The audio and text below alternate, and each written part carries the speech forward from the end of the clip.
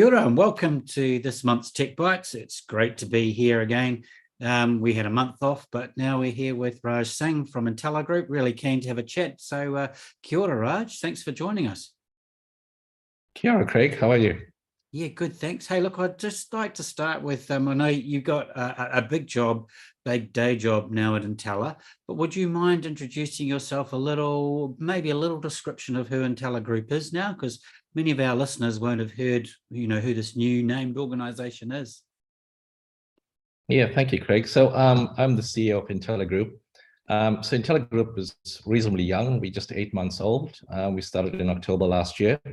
And Entelar Group was born out of 3 different companies. So initially we had this Connect 8 business, which was a mobile and fiber infrastructure and build company.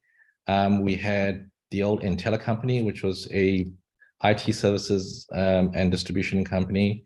And then we took some of the parts of Spark, which was supply chain or field delivery teams and sort of handset distribution. And so we've combined all 3 and created Entelar Group.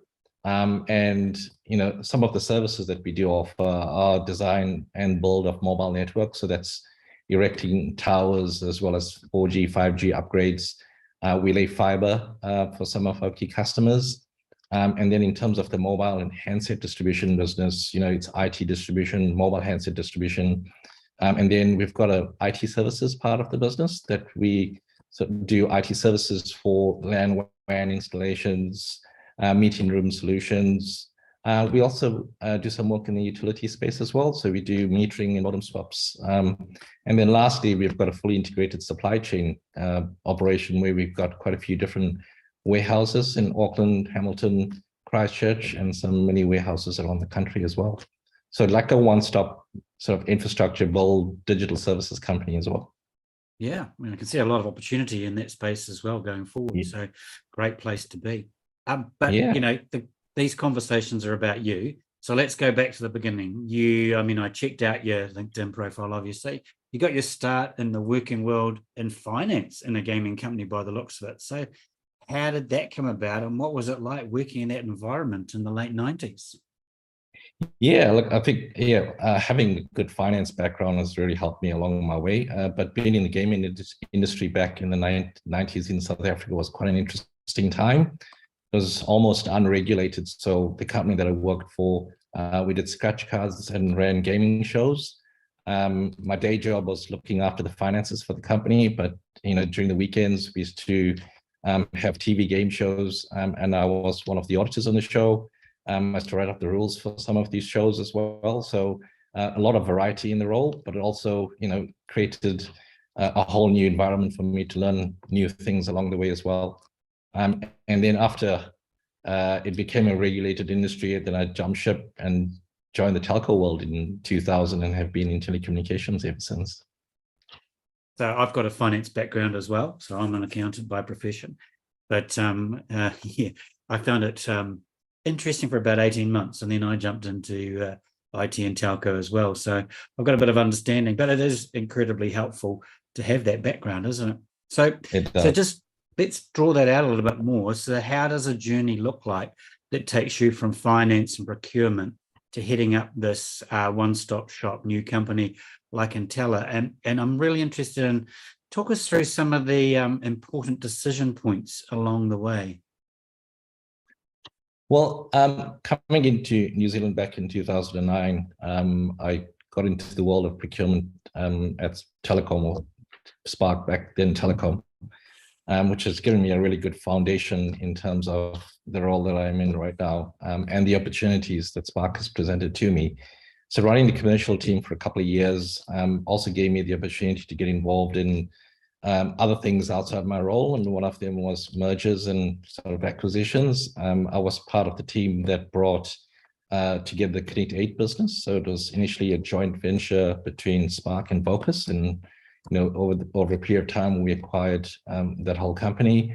And then in 2014, I was presented with a company called Telegistics to run and manage, and which was predominantly a mobile repair company. And then over the years, we've utilized some of the really good skill sets we had in there and converted that into a fully fledged distribution company. And then in 2015, I was promoted to General Manager of Value Management at Spark. In that role, I was looking after our sort of investment, our CapEx, our sort of all our commercial mobile distribution, handsets, our partnerships, as well as the commercial team. And having that breadth allowed me to get more involved in the technology world as well. Also having the support of Mark Beater, who's been my manager at Spark since 2010, who has given me the opportunities to get more involved in other parts of just my normal role around the technology area as well.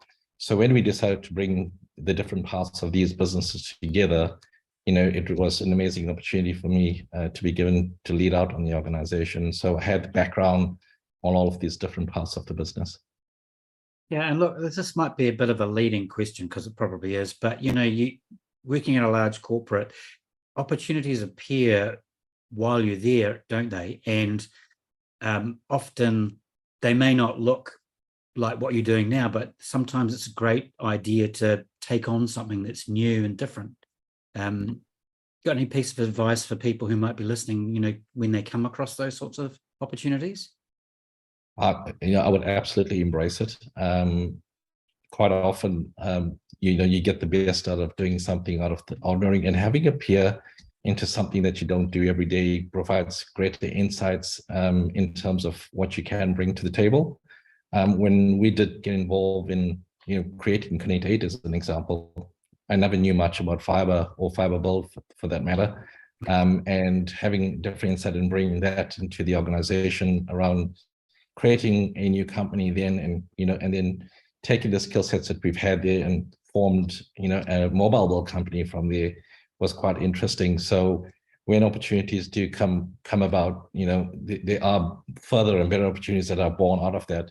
And I think it's what you make out of it as well. If you just, sit back and wait for the opportunities, they're not really going to come. You got to also go out and actually, chase them as well. Yeah, and I think, probably like yourself, your career journey doesn't look anything like what you expected it to be at this point. If I look back, it's not what I started. No. Hey, look, you made the decision to move countries and come to New Zealand. What advice would you want to share with others thinking about trying a move like even short term to another country? Yeah, I think when we decided to move to New Zealand, it was a big decision. We were very settled back in South Africa, but having a young family and thinking about their futures, we had to do something different. The one thing that we had to do was to come out and have a look for ourselves. We did 2 trips into New Zealand just to understand the landscape, the people, what the housing situation was, cars, schools, all of those things. And it helped us to get a really good, sort of background in terms of what we should be preparing ourselves for. So when we did come in, and we had no support, we had no family here, so we had to rely on what we've learned, and having that insight into coming here and knowing what we were, getting ahead of us, it really helped us to integrate really well. And the job that I landed in with Spark Telecom back in the day, was quite very, very good for me because the company allowed me to settle in, provided me all of the support as well. And having kids settle in school made the transition also easy as well. So do as much research as you possibly can, and it'll help settling in really well. Yeah, and of course, we've had a couple of years where it's been difficult to go overseas, but people are starting to think about those moves now. So, try different environments and things. That's right. Yeah. Hey, look, being a CEO, it's a new role for you, but it puts you at the pointy end of the organization, doesn't it? Were there any gotchas or surprises for you when you took on that top role? I thought I had a really good insight into the 3 different companies we were bringing together, and and when you decide to amalgamate 3 companies into one, I didn't appreciate the amount of integration it required, having 3 different ERP systems, processes, health and safety, and then trying to integrate 3 different cultures of people as well. And for me, that was something that I realized really quickly that we needed to get ahead of it. Having a really good team around me, from HR and finance, and a really good team to support that, really helped the integration and bringing all of that together. I think the first thing we realized was the people. It was going to be a massive amount of change for 3 different groups of people. And I realized that this is something that we never expected in terms of, the size of what needed to be done and the amount of change that we needed to implement. So we got through that quite quickly and easily. And bringing a company together that's like I said, bringing 3 different companies together, 3 different processes, and then 4 months later being hit with a cyclone was also a massive big learning for us. Yeah. Thank God I had a really good team around me that we got stuck into it really, really quickly, and provided a great amount of support, to Spark, to Connexa, as well as industry players. We worked really well with 2 degrees, with one, and that was a really good testament of how well we brought the team together to enable us to support that. Yeah. I went through the merger of Telstra Clear with Clear Communications with Telstra Saturn in New Zealand. I think we had maybe 5 billing systems when we merged, and the purchasers said, well, we'll be off all of those and onto one within 1 year. No, I think it was 4 years before we even turned the first one off. So these issues can be really big, can't they? Yeah. Right. And then, of course, you've got the cultural issues as well, bringing a team together. So That's right. and you as the CEO, you get to set that culture for your group. Yeah. That's right. Look, I know you have a keen involvement with football. And here we're talking the round ball. If I remember rightly, you don't support the right team, but that's okay. How important is it for you to have that sort of outside interest as you develop your career or as an individual? I think football resonates with me because I grew up loving playing football, and more recently watching it more than playing. And I think my son was really keen into football as well. And having that time with him over the weekends and spending time watching him on the field both Saturdays and Sundays for over 8 years was really, really good, because you're at the office for 5 days a week, and the only time you have is over the weekends to spend time with family. And having that time with my son, giving him advice and watching him play football was really good to be, just getting some downtime. But again, football in itself is a team sport, and is loved and watched by millions around the world.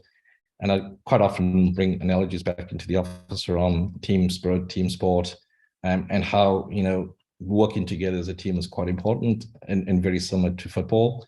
It's just all around the teaming and the team part of it, which I love the most. And I do support a better team than you, Craig. So, hey, look, I was just thinking about you talking about your kids.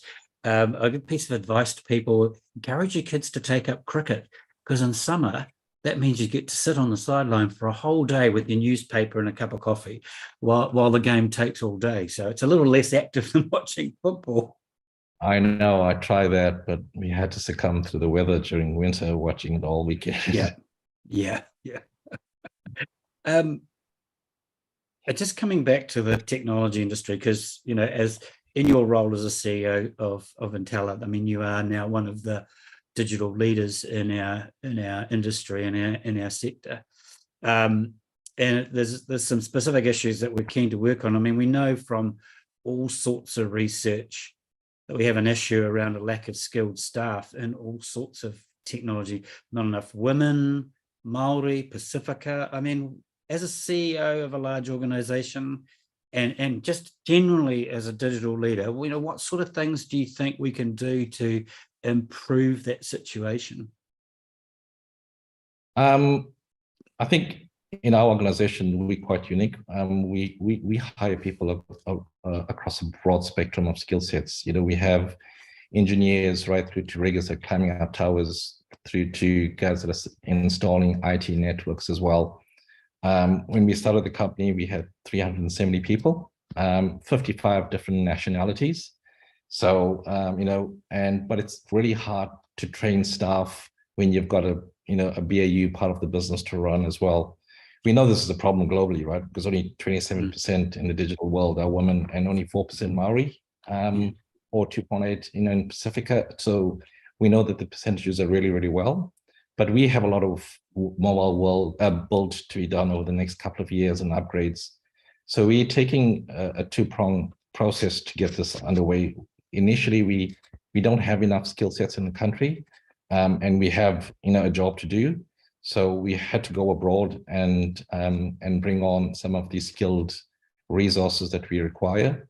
But while we're doing that medium and short term, we are trying to create a little academy where we going to be wanting to attract as many Maori Pacifica as well as women into the field as well, and train them, because it's a short term to bring people on. It's not long term sustainable for us to keep bringing people from offshore.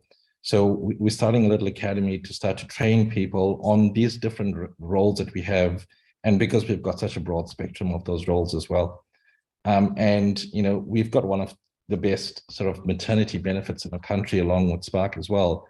So we want to encourage people to come in, and knowing that we've got these benefits available, and we want to train, we want to encourage them to come through, and we want to be able to provide the training facilities for people to learn along the way as well.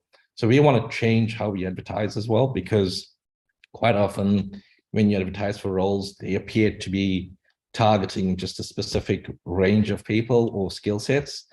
We want to open it up and make sure that we're very targeted in the fact that we will provide training even if you don't, because of the range. Like I said, the types of roles we have, we can create the platform for us to train and get people into this industry as well. So hopefully over the next couple of years, we'll try and get through as many people through the academy and have some trained people from New Zealand joining the academy and coming out, and whether they stay with us or go out into other parts of the industry, it'll be awesome to see. Yeah, look, that's a great initiative. I was just thinking while you're talking, coming back to that immigration thing, there was the story of a certain minister last week who had to resign all his portfolios because he forgot to declare certain shares, but that was getting that skill set onto the certain immigration list. And certainly, from our perspective, we've been advocating to the decision makers, ministers, etc., around how important it is to have those skills on that list, but also looking to develop them into the future. And one of the important things, when we talk about skills, is that often the focus seems to be on those, glamorous, I won't call them, maybe they're glamorous, but, the skills like coders and testers, etc. But actually, you need a wide range of technology skills to ensure that people are connected, they can do what they need to do, and that businesses can actually function. So, I think, all power to you on that academy.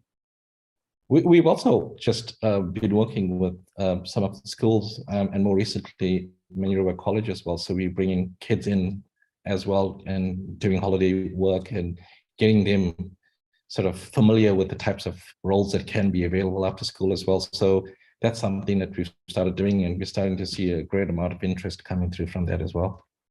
That's great. I mean, one of the projects that I know that Tertiary Education Commission is working on is being able to get into those sorts of environments and show people that, there are these sorts of roles and jobs. But it's really important to also show those kids that there are people that look and sound like them doing these roles, isn't it? So you've got to have that connection as well, so that they know that they can go down that track. Yeah. Hey, look, let's go broader to finish on. You're leading one of our key enabling tech type companies. You're a leader. I asked, it's an election year. So, what big ideas should a country like ours focus on if we want to move up that global digital competitive ladder?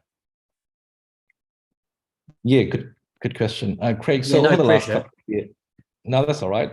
Over the last couple of years, we've seen a rapid acceleration of 5G across New Zealand, digitization, AI, technology convergence, multi-edge compute and all of those, and Spark's been particularly interested in all of that, including data, artificial intelligence, IoT.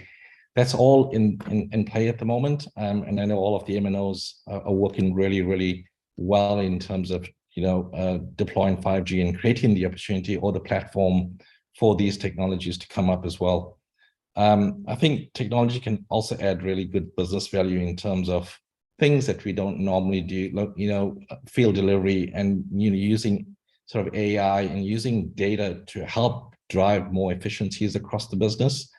We've predominantly been a services business that is hands and feet on the field, but we're starting to look at how could we use technology to drive efficiencies in terms of IoT, in terms of sensors, in terms of drone technology, and giving more insights to the work that we do, so we can avoid truck rolls, can avoid, using investment on legacy, platforms, and using investment to create, digitized platforms that allows us then to enhance, the capability we have in New Zealand.